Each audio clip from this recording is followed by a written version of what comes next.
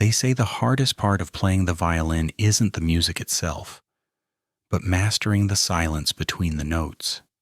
It is in that breathless pause, that split second where the bow lifts from the string, that the true emotion lives. But in Berlin, in the freezing winter of 1942, silence was no longer an artistic choice. It was the only shield we had left against the monsters roaming the streets. It was a heavy, suffocating blanket that covered us, a desperate prayer that if we made ourselves small enough, quiet enough, the world might simply forget we existed. The apartment smelled of old dust, dry rot, and the metallic tang of anxiety. It was a smell that had seeped into the wallpaper, into the floorboards, and into the very pores of the two people trembling inside. The blackout curtains were drawn tight, sealing the room in a tomb-like gloom, broken only by the shivering flame of a single dying candle. Elias sat in the center of this darkness. He was a man whose face was etched with the geography of sorrow, his cheekbones sharp enough to cut through the dim light. In his hands, he held the only thing that still made sense in a world gone mad: his violin. It wasn't a Stradivarius, though. He treated it with the reverence due a king. It was an extension of his own soul, carved from maple and spruce. His fingers, once celebrated for their dexterity in the grand concert halls of Europe, now moved with the slow, aching tenderness of a father saying goodbye. He applied the rosin to the bow, a ritualistic motion, back and forth, listening to the soft shh sound it made, a whisper of normalcy in a time of chaos. Across the room, huddled in the corner like a discarded marionette, sat Anna, 18 years old. But starvation had reversed the clock, shrinking her back into the fragile frame of a child. She clutched a rag doll with missing button eyes, her knuckles white, her gaze fixed on the floor. She didn't speak. They hadn't spoken a full sentence in days. Words were dangerous. Words took up air. Words could be heard through the paper-thin walls by neighbors who had traded their consciences for an extra ration card. Elias looked at her, his heart fracturing in his chest. He remembered when she was 5, dancing in circles while he played Bach in the sunlight. Now she was a ghost, haunting her own life. He wanted to promise her that it would be all right, that the morning would bring liberation. But lies were a luxury they could no longer afford. Then the silence broke. It didn't shatter all at once. It began as a vibration in the floorboards, a low, rhythmic thrumming that traveled up through the soles of Elias's shoes. He froze. The rosin stopped moving. Anna's head snapped up, her eyes wide, reflecting the terror of a hunted animal. Outside, on the cobblestone street below, came the sound that every soul in the ghetto had learned to identify in their nightmares. The screech of heavy tires braking hard, the slamming of truck doors, and then the boots, jackboots. The sound was distinct, metal-heeled, precise, and synchronized. It wasn't the chaotic shuffle of civilians. It was the percussion of death. Clack, clack, clack. They were entering the building. Elias moved with a sudden fluid speed that betrayed his age. He placed the violin gently on the table, a silent apology to the instrument, and rushed to Anna. He didn't run. Running made noise. He glided. He grabbed her shoulders, his grip firm but shaking. The boots were on the stairs now. First floor. Heavy voices barking orders. A scream from the apartment below. Herr Kaufmann, the baker. Then a gunshot. loud, final.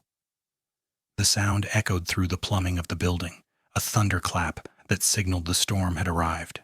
Elias pulled Anna toward the far wall, to the large, faded oil painting of a countryside landscape that hung slightly askew. Behind it lay a hollowed-out space in the plaster, a hiding hole, barely wide enough for a human being, let alone a spirit crushed by fear. He swung the painting aside. The dark cavity yawned open like a mouth. Anna resisted for a split second, a whimpering protest rising in her throat, but Elias placed a calloused hand over her mouth. His eyes locked onto hers, burning with a ferocious intensity. In that look, he poured every ounce of love, every stern lesson, every bedtime story, and every plea he had ever known. He pushed her into the darkness. She curled up, knees to her chest, trembling so violently that Elias feared the vibrations would shake the wall itself. The boots were on the second floor. They were getting closer, louder. The devil was climbing the ladder. Elias leaned in, his lips brushing her ear, whispering the only thing that mattered. "Stay inside," he breathed, the words barely audible. "No matter what you hear, no matter what they do to me, you are stone, you are invisible, promise me." Anna nodded, tears streaming down her grime-streaked face, vanishing into the collar of her dress. Elias closed the panel. He adjusted the painting, ensuring it hung straight. He smoothed the wallpaper. He stepped back. The footsteps reached the third-floor landing. They stopped. The silence returned, but it was different now. It wasn't the silence of peace. It was the silence of a held breath before the plunge. Elias walked back to the table. He sat down. He picked up his violin. He didn't play. He just held it facing the door, waiting for the wood to splinter, waiting for the inevitable end of his symphony. And then the doorknob turned. We often imagine that when the end comes, it arrives with fire and brimstone, a cataclysmic event that shakes the earth to its core. But true devastation is rarely that theatrical. Often it simply walks through your front door, wearing a freshly pressed uniform and a smile that doesn't reach the eyes, reminding us that the most dangerous monsters are not the ones who howl at the moon, but the ones who can quote philosophy while holding a gun. The wooden door to the apartment didn't just open. It exploded inward, succumbing to the violent force of a heavy boot. The latch snapped with a sickening crack, sending splinters of painted wood flying across the room like shrapnel. The fragile sanctuary Elias had constructed out of silence and shadows was instantly obliterated. First came the dust, a choking cloud of plaster and old age that billowed up from the threshold. Then came the noise. Private hands stormed into the room, a whirlwind of unrefined aggression. He was young, perhaps no older than 19, with a face that was still shedding its baby fat, but eyes that had already hardened into the dull, flat gaze of a fanatic. His submachine gun swept the room in a jagged arc, the barrel looking for a target, hungry for an excuse. Hans didn't speak. He barked. He kicked over a stack of books, sending the pages fluttering like wounded birds. He grabbed the cushions from the armchair and ripped them open with a knife, searching for hidden jewelry, currency, or perhaps just the simple satisfaction of destruction. Feathers and cotton filled the air, drifting down onto Elias's shoulders like a mock snowstorm. Elias sat frozen in his chair, his hands gripping his knees so tightly his knuckles turned the color of parchment. He did not look at the soldier. He looked through him, his mind screaming a single silent command to the wall behind him. Be still. Be stone. Then the chaotic energy in the room shifted. It was as if the temperature had suddenly dropped 10 degrees. Through the broken doorway, stepping over the debris with the grace of a dancer, came Lieutenant Müller. If Hans was the blunt hammer, Müller was the scalpel. He was a man of terrifying contradictions. His SS uniform was immaculate, tailored to perfection, hugging a frame that was lean and athletic. Not a speck of dust from the hallway seemed to dare land on his black tunic. He wore white leather gloves, pristine and bright against the gloom of the apartment, and his boots were polished to such a high sheen that they reflected the flickering candlelight. Müller didn't shout. He didn't raise his weapon. He simply walked into the center of the room, took a deep breath, and looked around with an expression of mild curiosity, as if he were a prospective tenant viewing a property rather than an executioner visiting a victim.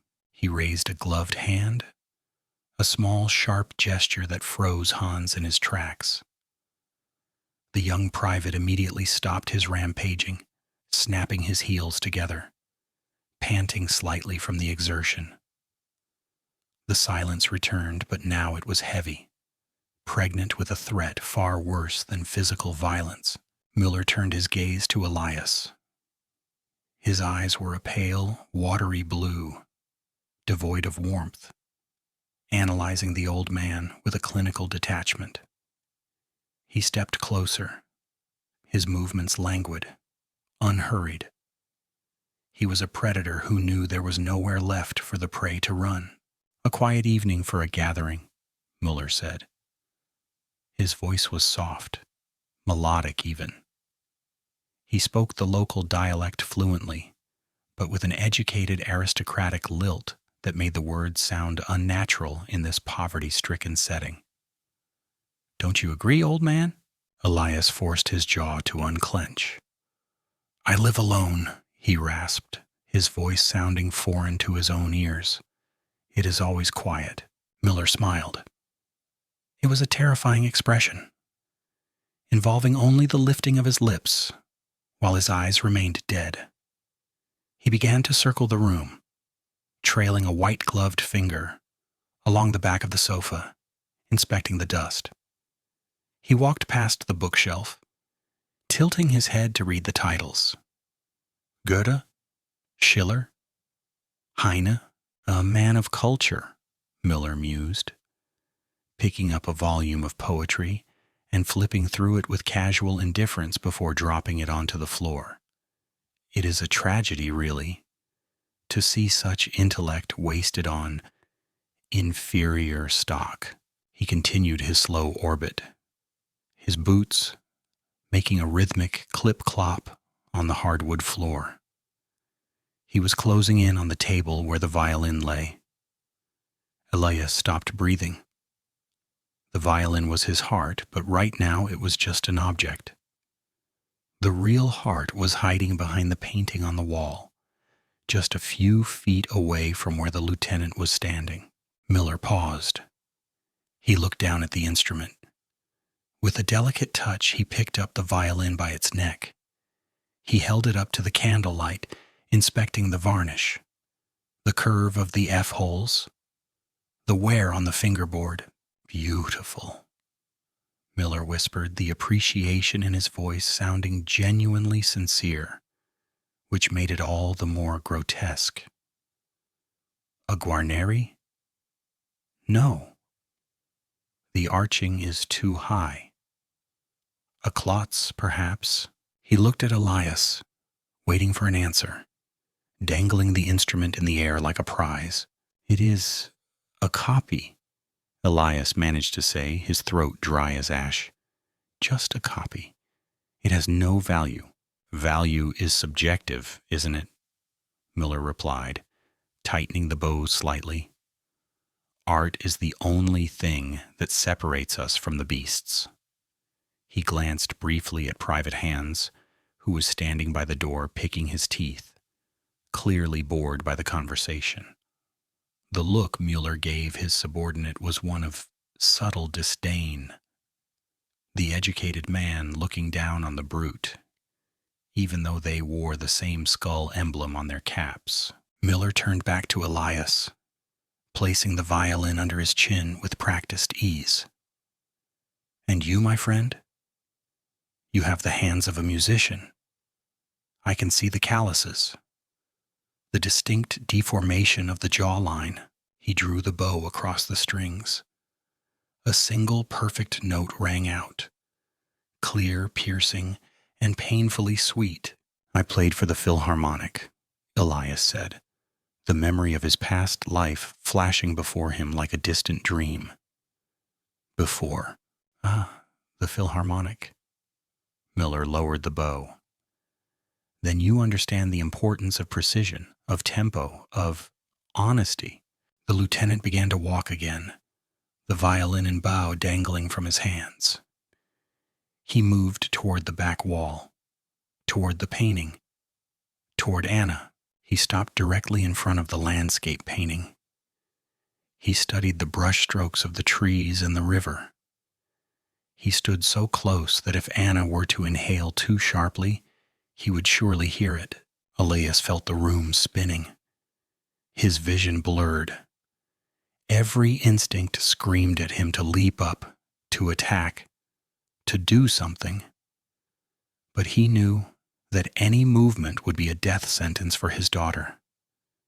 He remained frozen, a statue of agony. Müller tilted his head, as if listening to a frequency only he could hear. "You know," he said conversationally, his back turned to Elias, "I have always found these old buildings fascinating. The architecture is full of surprises. Thick walls, deep alcoves." He raised his hand, still holding the bow, and tapped the tip of it against the frame of the painting. Tap, tap, tap. The sound was light, but to Elias, it sounded like a gavel striking a judge's bench. "So much wasted space," Müller murmured. He turned slowly to face Elias, the ghost of that cold smile returning to his lips. "And yet, the room feels crowded. Doesn't it feel crowded to you, musician?" Elias looked into the officer's eyes and saw the abyss staring back. Müller didn't know yet, not for certain. But he was enjoying the hunt. He was savoring the scent of terror in the air. "It is just me," Elias whispered, a tear finally escaping his eye and tracking through the dust on his cheek. "Just me." Müller stared at him for a long, agonizing moment. Then he shrugged, a gesture of casual cruelty. "We shall see," Müller said softly. "Hans, check the bedroom. I will stay here and enjoy the music." There is a cruel irony in the fact that the very thing meant to liberate the human spirit, music, can, in the hands of a tyrant, become the most exquisite instrument of torture. It turns beauty into a weapon and memory into a cage from which there is no escape. Müller extended his arm, offering the violin to Elias handle first. It was a gesture of mock chivalry, a challenge wrapped in silk. The wood of the instrument seemed to absorb the dim light, looking dark and heavy. Elias stared at it. His hands, once the nimble tools of a virtuoso, felt like blocks of ice. He knew that taking the instrument was an act of surrender, a collaboration with the man who was currently hunting his child. But refusing was not an option. Refusal meant immediate death. And while Elias did not fear dying, he feared leaving Anna alone in the dark. He reached out and took the violin. It felt familiar and alien all at once. He tucked it under his chin, the wood pressing against his jawbone like a hard, cold kiss. He raised the bow. "Something melancholic, I think," Müller suggested, his voice barely rising above a whisper. He began to pace again, his hands clasped behind his back. to match the weather. Elias closed his eyes. He drew the bow across the strings. The first note was shaky, a wail of distress that cracked in the stale air. He tried to steady his breathing. He forced his fingers to remember the muscle memory of 1,000 concerts, of a lifetime before the yellow stars and the ghettos. He began to play a partita, a complex weaving melody that was usually full of life. But under his trembling fingers, it sounded like a funeral dirge. The music filled the room, swirling around the dust motes. Müller moved through the sound like a shark gliding through water. He didn't look at Elias. He was looking at the walls. He was looking at the floorboards. He was listening to the acoustics of the room, dissecting the space with his ears. Tempo. Müller chided softly, not breaking his stride. You are rushing, old man. Panic is bad for the rhythm. Legato. Smoothly, Elias tried to slow down, but his heart was hammering against his ribs like a trapped bird. Every beat of his heart screamed, Anna, Anna, Anna. He played louder, pressing the bow harder into the strings, hoping the volume would mask the sound of her breathing, hoping the intensity would distract the predator. Müller stopped pacing. He was standing directly in front of the hidden alcove again. He stood with his back to the painting, facing Elias. Slowly, deliberately, he reached into his holster and withdrew his service pistol, a black, oily Luger that looked terrifyingly heavy. Elias almost dropped the bow. The music faltered, a discordant screech tearing through the melody. Don't stop, Müller commanded, his voice sharpening. The climax is approaching. The lieutenant raised the pistol. He didn't aim it at Elias. Instead, he reversed his grip, holding the barrel like a baton. He reached back and began to tap the wooden frame of the painting behind him, keeping time with Elias's music. Tap, tap, tap. The metal against the wood made a hollow, rhythmic sound. It was the sound of a clock, counting down. Tap, tap, tap. I wonder, Müller mused, his voice drifting over the music, why the acoustics are so dead in this corner. It is almost as if the wall is hollow, as if there is a void absorbing the sound. Elias was weeping now, the tears flowing freely, soaking into the wood of the violin. He played frantically, a chaotic flurry of notes, trying to drown out the terrible tapping, trying to drown out the truth. Tap, tap, tap. Do you hear it, musician? Müller asked, his voice dropping to a terrifying purr. I hear a second rhythm, a syncopated beat. Thump, thump, thump, thump. Müller suddenly spun around, facing the painting. He pressed his ear against the canvas. The music stopped. Elias stood paralyzed, his bow hovering in midair, his breath trapped in his throat. Found you, Müller whispered to the painted trees. Hans, the shout shattered the spell. Private Hans appeared from the bedroom instantly, as if he had been waiting for the cue. Tear it down, Müller ordered, stepping back and holstering his weapon with a smooth click. Hans lunged forward. He didn't bother with the mechanism. He simply grabbed the frame of the painting with both hands and wrenched it violently from the wall. The canvas ripped, the wood splintered, and the false wall collapsed in a cloud of dust. A scream pierced the air, high, shrill, and full of pure, unadulterated terror. Anna tumbled out of the darkness, shielding her eyes from the candlelight, curling into a ball on the floorboards. No, Anna! Elias screamed. He threw the violin aside and lunged forward, a desperate, animalistic charge. He didn't make it 2 steps. Müller didn't even look. He simply swung his arm out. The heavy leather glove, weighted by the pistol butt he had drawn again, connected with Elias's temple with a sickening thud. The world went white, then red, then black. Elias crumbled to the floor, his vision swimming, watching helplessly as Hans grabbed his daughter by her hair, dragging her into the center of the room like a trophy. The music was over. The nightmare had begun. Hope is a dangerous thing.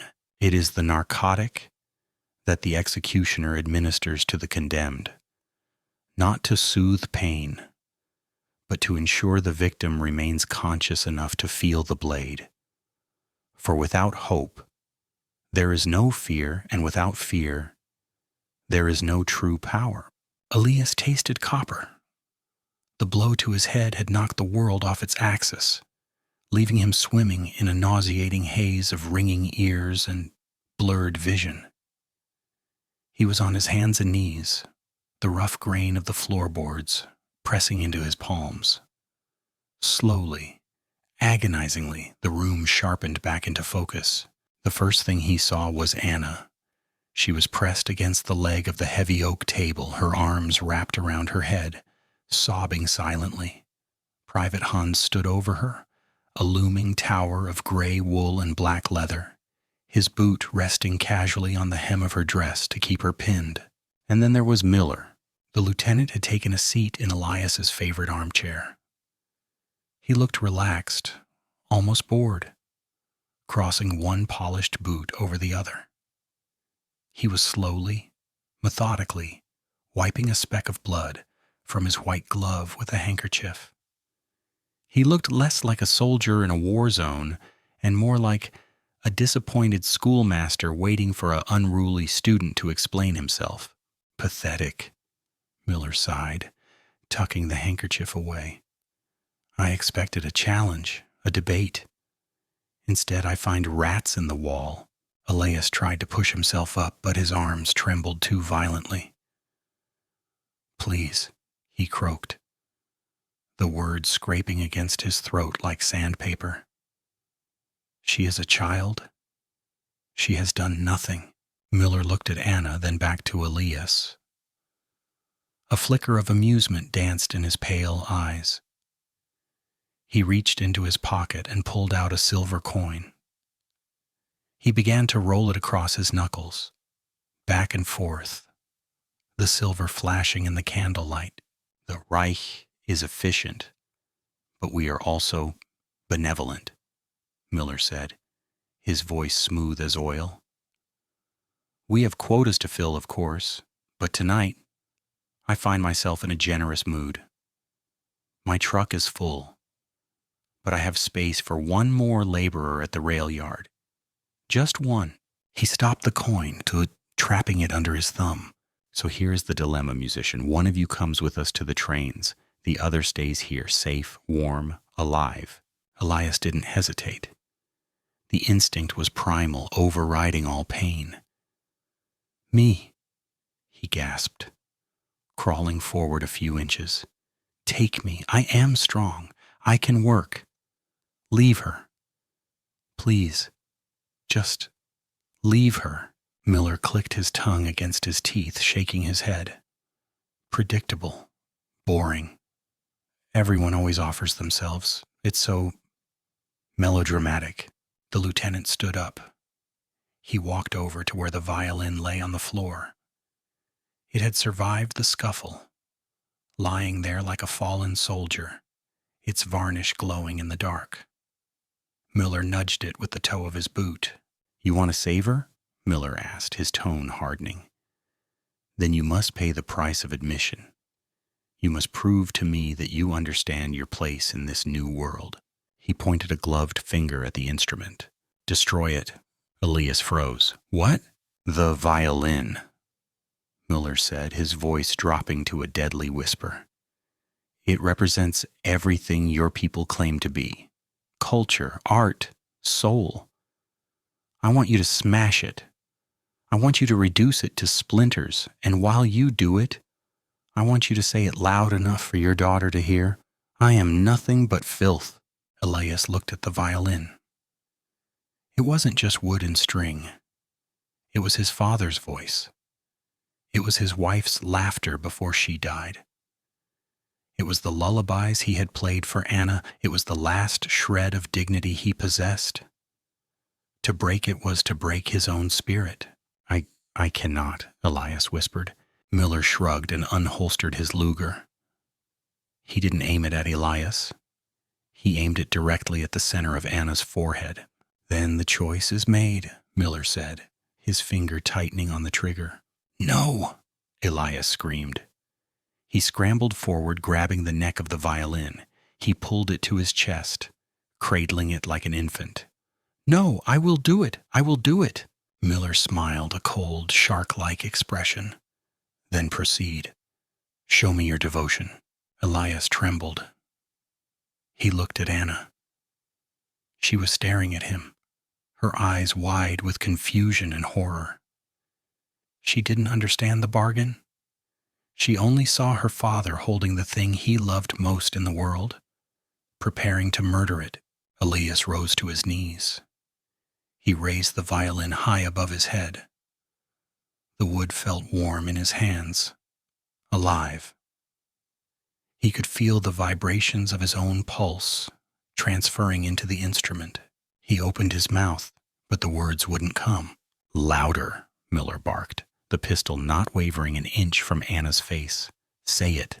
Elias squeezed his eyes shut, tears hot and stinging on his cheeks.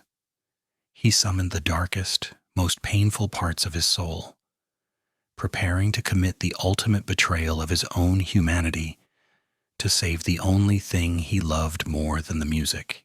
I am, Elias sobbed, his voice breaking. I am nothing but filth. He tightened his grip on the neck of the violin, the muscles in his arms locking up, suspended in that terrible moment between creation and destruction. The silence stretched, thin and brittle, waiting to be shattered.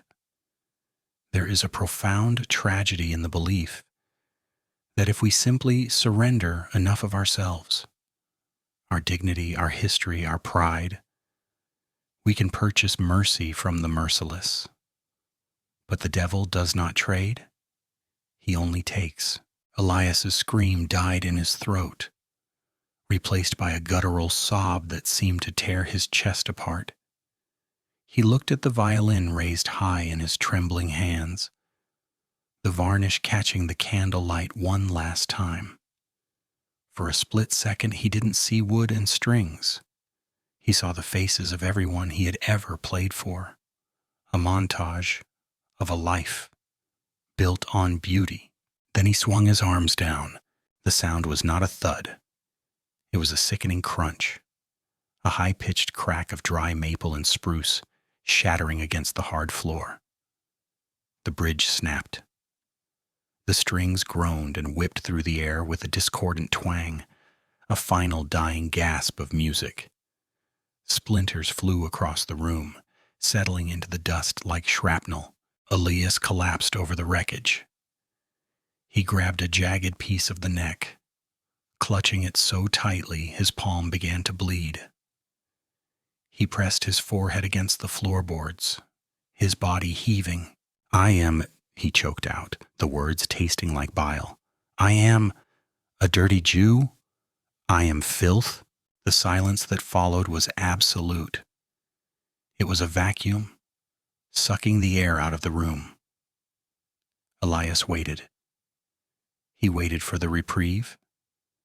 He waited for the sound of boots leaving, for the door to close, for the promise to be kept. Instead, he heard clapping. Clap, clap, clap. Slow, rhythmic, mocking. Elias lifted his head, his eyes blurry with tears. Müller was standing looking down at the broken instrument with the detached appreciation of a critic at a gallery. He adjusted his cufflink, a faint smile playing on his lips. Bravo, Müller said softly. A passionate performance, truly visceral. The lieutenant turned away, signaling that his interest had waned. He walked toward the door, checking his wristwatch. Hans, Müller said, his voice bored as if ordering a coffee. "Clean this up. We are behind schedule. I have no room for prisoners tonight." The world stopped. Elias scrambled to his knees, his hands slipping on the debris of his violin. "No!" he screamed, his voice cracking into a high-pitched wail. "You promised. You gave your word. The deal. The deal." Müller paused in the doorway. He didn't turn around. He merely glanced over his shoulder, his eyes devoid of anything resembling humanity. "I lied," he said simply. Hans raised the submachine gun. There was no hesitation, no moment of reflection. He was a machine following a command. Anna didn't even have time to scream. She looked at her father, her mouth opening slightly, her hand reaching out. "BRT?" The burst of fire was deafening in the small room. It wasn't cinematic. It was abrupt and brutal. Anna was thrown back against the wall, her body going limp instantly, sliding down to the floor like a discarded doll. Elias froze. The scream in his throat vanished. The fear vanished. He stared at his daughter, at the sudden stillness of her form. His heart didn't break. It simply stopped beating while he was still alive. The universe narrowed down to that single point of loss. He didn't look at Hans. He didn't look at the gun barrel now swinging toward him. He reached out, his hand trembling, and touched the broken scroll of his violin lying in a pool of blood. "Anna," he whispered, "BRT." The second burst silenced the room forever. Elias slumped forward, his head resting on the ruins of his music. The candle flickered once, struggling against the sudden draft, and then finally went out. The silence that follows violence is not peaceful. It is heavy, a suffocating weight that presses down on the soul, demanding to be felt. It is the sound of a universe that has suddenly found itself emptier than it was a moment ago. In the corridor outside the apartment, the air was freezing, biting at the exposed skin, a sharp contrast to the stifling heat of the slaughter inside. Lieutenant Müller stepped out, the heels of his boots clicking sharply against the tile. He paused, taking a deep breath of the icy hallway air, exhaling a plume of white mist that swirled for a moment before vanishing, just like the lives he had just extinguished. He looked down at his uniform. It remained impeccable. There was no blood on the black wool, no dust on the insignia. To the outside world, he was simply an officer conducting his rounds, a man of order and discipline. The chaos he had orchestrated behind the wooden door was already compartmentalized, filed away in his mind as a completed task. Private hands stepped out behind him, pulling the apartment door shut. The latch clicked. It was a soft, mechanical sound, but it felt like a coffin lid slamming shut. It sealed the darkness inside, trapping the bodies of Elias and Anna, trapping the shattered wood of the violin, trapping the final desperate prayers that had gone unanswered. Müller adjusted his white gloves, smoothing out a wrinkle over his knuckles. He looked at the closed door one last time. There was no remorse in his eyes, no flicker of guilt. There was only a vague sense of economic dissatisfaction. "A pity about the instrument," Müller murmured to the empty hallway, his voice devoid of emotion. The wood was aged well. It could have fetched a decent price at the auction in Berlin. He turned on his heel, his movements precise and mechanical. "Come, Hans. The night is young and the list is long." They began to walk away, their footsteps echoing in the long, hollow tunnel of the building. Clip-clop, clip-clop. The rhythm was steady, unyielding. The heartbeat of a machine that knows no mercy. They walked into the shadows, leaving the door closed, leaving the dead to cool in the dark. As their footsteps faded into the distance, the camera of history pulls back. It moves through the roof, rising above the building, above the snow-covered streets of Berlin, rising until the city is just a grid of lights and darkness. We look back at that moment from where we stand today, decades later. We tell ourselves that monsters are mythical creatures, beasts with fangs and fur. But the story of Elias and Anna reminds us of a far more terrifying truth. The greatest atrocities are not committed by beasts, but by men who can appreciate the beauty of a symphony while extinguishing the life of the musician. The violin was destroyed, but the wood is not what we mourn. We mourn the potential. We mourn the children who never grew up to write their own symphonies. We mourn the generations that were erased from the timeline, leaving gaps in the human story that can never be filled. The apartment is gone, the soldiers are gone, the war is over. But the silence remains.